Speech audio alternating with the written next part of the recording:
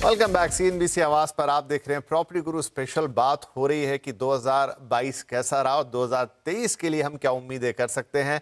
आधार है हमारा nobroker.com की वो रिपोर्ट जो काफी विस्तार से ये सर्वे करके लाती है कि लोग क्या सोच रहे हैं और ट्रेंड्स कैसे रहे। नंबर्स बताती हैं, एक्सपेक्टेशन को बताती है। और सौरभ गर्ग साहब जो कि को फाउंडर हैं nobroker.com के, हमारे साथ ये बातचीत कर रहे हैं। अच्छा सौरभ जी, एक और इंटरेस्टिंग चीज ये रही जो मैं आपके सर्वे में आके देखता हूं कि लोग खरीदना चाह रहे थे, लेकिन आपका सर्वे कहता है या आपकी रिपोर्ट कहती है कि 78% लोग रेडी टू मूव इन या almost ready to move in में ही जाना चाहते हैं। कोई भी अब अंडर कंस्ट्रक्शन प्रॉपर्टी वगैरह लेना नहीं चाह रहा है। पर क्या इतनी अवेलेबिलिटी थी? क्या मिला लोगों को? तो विपिन जी, इसमें हमने क्या देखा कि जब लोग अपना सर्च स्टार्ट करते हैं तो उनका प्रेफरेंस होता है कि रेडी टू मूव इन मिल जाए उनको। एंड काफी लोग इसलिए रीसेल में भी जाते हैं या फिर नई प्रॉपर्टी जो कि रेडी टू मूव इन है वो लेते हैं।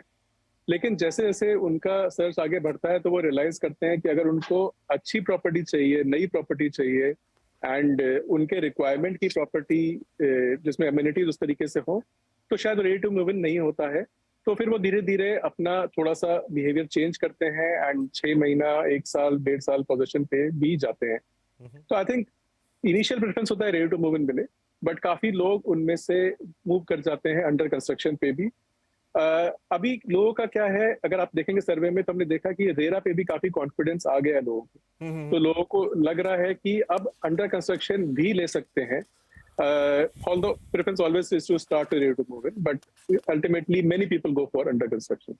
जी हाँ, काफी एक सॉलिड रिस्पॉन्स है आपके सर्वे के अंदर, जहां लोगों ने एक दिखाया है कि भाई रेरा आने के बाद हमारा जो कॉन्फिडेंस है वो काफी बेहतर होता हुआ नजर आ रहा है।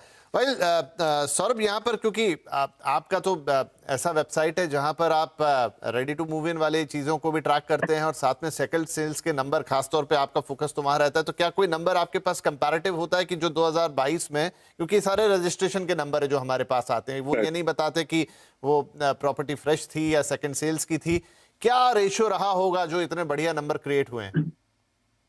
तो इसमें अगर आप देखेंगे तो रीसेल प्रॉपर्टी जो है वो करीब 60% होती है और 40% न्यू प्रॉपर्टी होती है। तो that's the ratio normally across the cities. किसी सिटी में थोड़ा ज्यादा होता है, किसी में कम होता है, बट 60 to 40 रेशियो रहता है रीसेल वर्सेस न्यू प्रॉपर्टी का। राइट। तो इसको अगर थोड़ा और गहराई में जाके समझे कि ये जो रीसेल भी हो रही है, डेफिनेटली वहां कोई रह रहा होगा, या तो वो इन्वेस्टर की प्रॉपर्टी बाहर आई जो काफी लंबे समय से इन्वेस्टेड थे, या फिर वो खुद रह रहे थे, वो अपग्रेड करके किसी दूसरे या बड़े घर में, जो कि हमने कोविड में एक ट्रेंड देखा, लोगों को एहसास हुआ कि शायद एक 2 BHK उनके लिए पर्याप्त नहीं तो वो 3 में गए, या 3 पर्याप्त नहीं तो 4 में गए, और उनकी वो यूनिट्स मार्केट में आई और फिर उनको दूसरे लोगों ने खरीदा। राइट, तो आप सही बोल रहे हैं। तो अगर आप हमारे सर्वे में भी देखेंगे तो ऑलमोस्ट जो सेलर्स हैं, 43% सेलर्स ऐसे हैं जो बोल रहे हैं कि वो दूसरी प्रॉपर्टी खरीद रहे हैं और इसलिए वो प्रॉपर्टी ये वाली बेच रहे हैं। तो very large number of sellers are actually upgrading to a bigger property and that's why they are selling their property. तो ये काफी बड़ा रीजन ये है। बाकी जो लोग हैं वो या तो इन्वेस्टर्स हैं या उनकी प्रॉपर्टी में कोई टेनेंट रह रहा है और वो उस प्रॉपर्टी को बेच के अब अपना उस पैसे का कहीं यूज करना चाहते हैं। But very large percentage of people are actually planning to buy a bigger property now. Right. अच्छा, एक और जो की कंसिडरेशन है कि जब आप पूछते हैं कि भाई बाइंग अ प्रॉपर्टी के लिए आप क्या सबसे ज्यादा देखते हैं, तो वैसे तो काफी सारे हैं। वाटर सप्लाई आपने कहा, वर्क प्लेस से डिस्टेंस आपने कहा, पब्लिक ट्रांसपोर्ट डेफिनेटली व्यक्ति वो देखेगा, size of apartment no doubt, amenities और अप्रिसिएशन कितना होगा ये भी सबके जहन में रहता है। लेकिन 68% या ऑलमोस्ट कह लें 70% सबसे पहले बजट की बात कर रहे हैं। तो बजट अभी भी सबसे बड़ा डिसीजन मेकर है। बिल्कुल, देखिए बजट तो सबसे प्राइमरी फैक्टर है ही, क्योंकि लोग वहां से शुरू करते हैं कि ये प्रॉपर्टी मेरे बजट में फिट होने वाली है कि नहीं है, एंड बाकी सारी उसके बाद सेकेंडरी होती है। लेकिन जैसे कि जो सदर्न सिटीज अगेन जैसे बैंगलोर, चेन्नई, जहाँ पे थोड़ा वाटर इश्यूज भी रहते हैं, तो वहाँ पे काफी लोग वाटर सप्लाई को लेके चिंतित रहते हैं।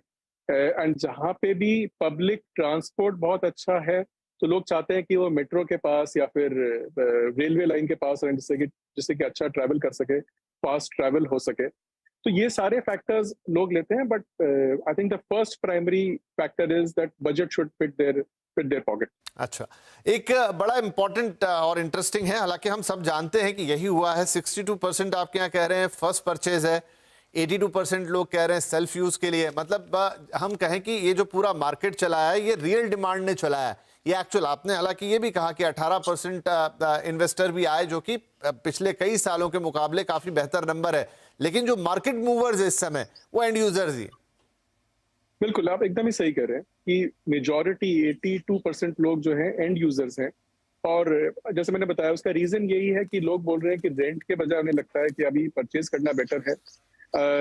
लेकिन एट द सेम टाइम जो इन्वेस्टर्स हैं वो भी डबल हो गए हैं, जो कि पिछले 3-4 साल अगर आप देखेंगे उनसे डबल हो गए हैं। But majority users are end users who want to purchase this property for their own use, खुद जाके उस प्रॉपर्टी में रहना चाहते हैं। और ये भी एक रीजन है कि आप इतना हाई परसेंटेज देख रहे हैं कि लोग आरटीएमआई प्रेफर कर रहे हैं, ready to move in prefer कर रहे हैं, बिकॉज उन्हें लगता है कि अगर हम प्रॉपर्टी अभी खरीद रहे हैं तो क्या हम इमीडिएटली शिफ्ट हो सकते हैं और हमें कहीं ऐसा ना हो कि ईएमआई और रेंट साथ में देना पड़े। तो आप देखेंगे कि 82% और ये 78% रेडी टू मूव इन, काफी काफी ज्यादा कोरिलेशन है इसके बीच में। राइट तो समअप करते हैं सौरभ, क्योंकि काफी सारे इंटरेस्टिंग फैक्टर, रेंटल पे भी ये आपकी रिपोर्ट काफी बातचीत करती है, लेकिन आज हमारा फोकस हमने होम बायर्स के ऊपर ही रखा। अब यहां से आगे बढ़ते हुए, हालांकि आपने पहले जिक्र किया कि 2023 के लिए आउटलुक अच्छा है, लेकिन देखिए अब लोगों का इन्वेस्टमेंट इंटरेस्ट भी बढ़ रहा है। आपकी रिपोर्ट ये भी कह रही है कि लोग 84% लोग ऐसे हैं जो रेजिडेंशियल में इन्वेस्ट करना चाहते हैं, मतलब वो अभी भी एक घर को ही इन्वेस्टमेंट का पर्पस बनाएंगे रादर देन कमर्शियल प्रॉपर्टी या लैंड। तो ये ट्रेंड भी बढ़ रहा है अभी भी लोगों को वो बात। और देखिए फिर से थोड़ी बहुत बातें कोरोना की होने लगी हैं, तो वो दिमाग से अगर किसी के निकल भी गया तो फिर से वो घंटी बजेगी कि ना मुझे अपना घर चाहिए, सुरक्षा चाहिए। तो इंस्पाइट के इंटरेस्ट रेट ऊपर हैं, अभी हमें नहीं पता और कितने ऊपर जा सकते हैं, थोड़ा बहुत तो जाने की गुंजाइश बनती है। प्रॉपर्टी प्राइजेस क्योंकि सारी कमोडिटीज इतनी महंगी है, तो मॉडरेट ही सही लेकिन इंक्रीज आएगा ही आएगा। एक होम बायर के लिए यहां पर क्या रहेगा, फिर थोड़ा कंफ्यूज होगा वो अपना डिसीजन कैसे ले 2023 में जाते हुए। देखिए, मेरे को लगता है कि हम लोग अभी एक रियल एस्टेट की अपसाइकिल में हैं। हमने, अगर आप पिछला 8-10 साल देखेंगे तो रियल एस्टेट काफी म्यूटेड था मल्टीपल रीजंस की वजह से, बट इतना हमने ग्रोथ देखी नहीं थी उसमें। तो अभी रियल एस्टेट एक अपसाइकिल पर आया है एंड ऑल्दो इंटरेस्ट रेट्स बढ़ गए हैं, लेकिन at the same time rental yield भी बढ़ गई है, तो उसका डिफरेंस काफी नैरो हो गया है। एंड इन्फ्लेशन की जहां तक बात करें तो इंडिया में अगर आप देखेंगे तो इंडिया के लिए इस तरह का इन्फ्लेशन कोई बहुत अननोन नहीं है। हमने पिछले 10-15 साल में इस तरह का इन्फ्लेशन देखा हुआ है। तो इस तरह को अगर आप मद्देनजर रखेंगे तो ये काफी अच्छा टाइम है इन्वेस्ट करने के लिए, अच्छा टाइम है खरीदने के लिए। एंड काफी सारे नए प्रोजेक्ट्स भी लॉन्च हो रहे हैं, नए डेवलपर्स भी नए प्रोजेक्ट लॉन्च कर रहे हैं, जो कि काफी ऑप्शंस एक इंडिविजुअल को देते हैं। तो मेरे ख्याल से तो 2023 काफी अच्छा टाइम है इन्वेस्ट करने के लिए, क्योंकि आगे चल के चाहे आप इन्वेस्ट अपने लिए कर रहे हैं, खरीदने अपने लिए निजी यूज के लिए कर रहे हैं या इन्वेस्टमेंट के लिए कर रहे हैं, आपको इसमें अप्रिसिएशन मिलेगा और अच्छा रिटर्न आने की पूरी उम्मीद है।